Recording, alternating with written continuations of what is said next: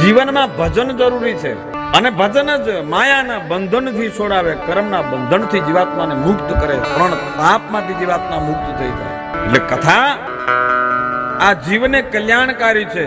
મૃત્યુ બાદ પણ જીવાત્માને પરમ ગતિ આપે અને જીવતેજી ચાર પુરુષાર્થ એવં મનોકામનાની સિદ્ધિ આપે છે. મૃત્યુ બાદ પરમ ગતિ આપે.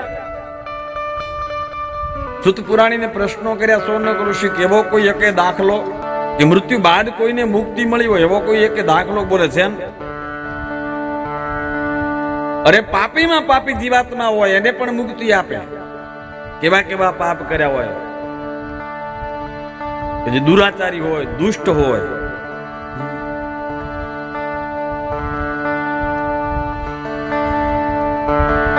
માત પિતાનો જેને દોષ કર્યો હોય, દંભિક હોય, હિંસક હોય, પોતાના નિજ ધર્મથી જે વિમુખ થયેલો જીવાત્મા હોય,